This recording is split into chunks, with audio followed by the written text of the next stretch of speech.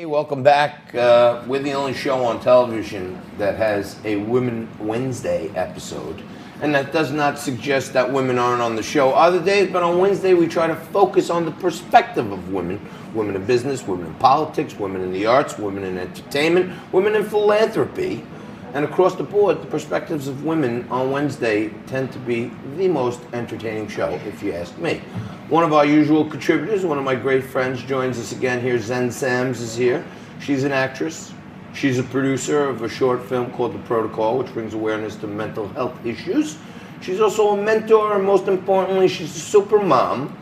And Zen, thank you for joining us again. You're so great. Just returned from Puerto Rico. I did. Wildly tan. Fantastic.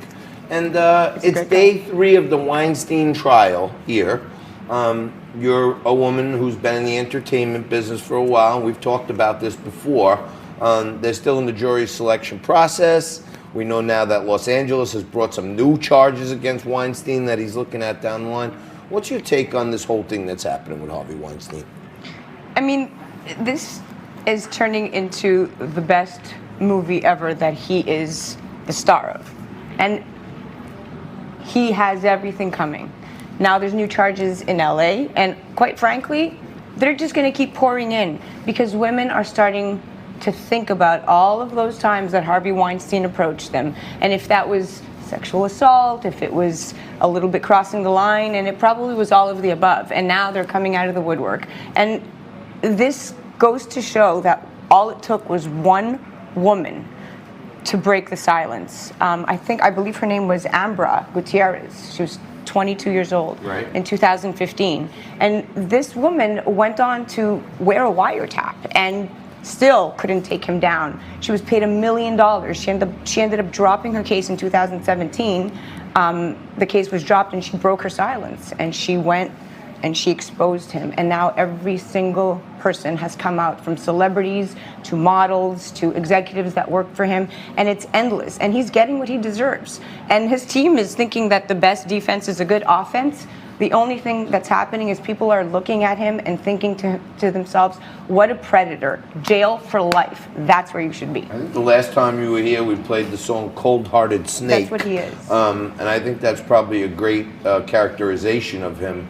I want to bring in Frankie on this. Hi, Frankie. Hello. Frankie's over in the Frank Good zone to be now. Here, While you were gone, you're he a got sight his for own sore zone. eyes, even in the Frank zone, I must say. And all the effort around here is to make his area over there look as cool as possible. And me, I'm dwindling over That's here. right. But I like the setup. what about this award stuff, Frankie? I know you've been following that closely. You watched the Globes. Well, I did, and actually, I thought Ricky Gervais did a great job. I think the hullabaloo over his opening monologue is a little bit much, and apparently so does he. Can we put up Ricky Gervais's tweet that he put up the day after the award shows? Because apparently they tried to make him into this right-wing superhero for telling the nominees or the winners just to get your little award and get the blank off the stage. So he didn't like the fact that he's being portrayed as right-wing. So he tweeted yesterday, "How the F can teasing huge corporations and the richest, most privileged people in the world be considered right-wing?" With a laughing face, hashtag Golden Globes. And I'm curious, Zen, I've heard from a lot of people in this political sphere and the cultural sphere how they thought he did in terms of mocking everybody. What did your types in Hollywood think about how he did? We love Ricky Gervais. He did a great job.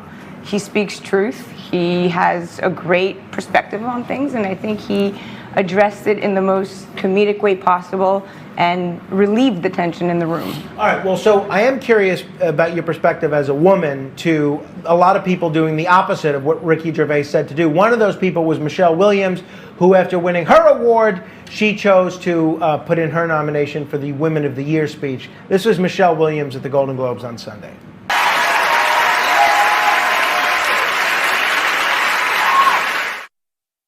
The emphasis, not only from Michelle Williams, but others, on women's issues specifically this year. Crying? Who was that crying? It was a bit much. She is a talented actress. She's very emotional. She played Marilyn Monroe. She's very emotional. I think women dominated the stage across the board for the Golden Globes. I mean, on stage, behind the stage, they addressed feminism, women's rights, LGBTQ acceptance, and I think she was just one of the many women that took a stance and really delivered her speech with a touch of class to touch on the much needed women's voice that we haven't had in so long in Hollywood. So all of the speeches and the acceptance speeches were revolving around women's issues and women's rights because the time is now, and taking the stage at the Golden Globes is, in and of itself, speaks volumes. So speaking of women and women's opportunities, our friends across the pond, the esteemed BAFTA, the British Academy of Film and Television, came out with their nominations, which are usually a precursor to the Academy Awards. And lo and behold, in the most important director category, not a single woman. Very disappointing. Sure is. So, you know, we would have liked to see more diversity in the nominations, and especially in that category. I mean, Little Women, Greta Gerwig, come on. Totally missed the mark. That is, in my opinion, slap in the face. And there was also very little diversity in the categories of, specifically, all the nominees in the leading supporting actor and actresses category were white. So no persons of color at all. No women in the directorial category. Nope. I thought BAFTA is becoming the new Oscars. Yeah. So white. Cynthia Erivo for Harriet, Lupita Nyong'o, Us, Eddie Murphy, Awkwafina for Farewell. None of them were even nominated. You should have got something For Dolomite, yeah, Eddie Murphy was great. Zen, you were just back from Puerto Rico, as we could tell from your very becoming tan. You survived the earthquake, okay?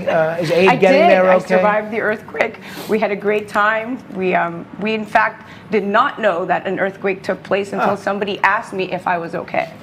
All right. Well, thank God you're back. You're safe and you're okay. Thank you, as always, for being here and making our Woman Wednesday a very special one. We're going to take a quick break and we're going to talk about your health. It's flu season, and Dr. Louisa Petrie is going to join us right after this. Talk about what you need to know to keep yourself healthy through the flu season. We'll take a quick break. Come on back with some more Liquid Lunch right after this.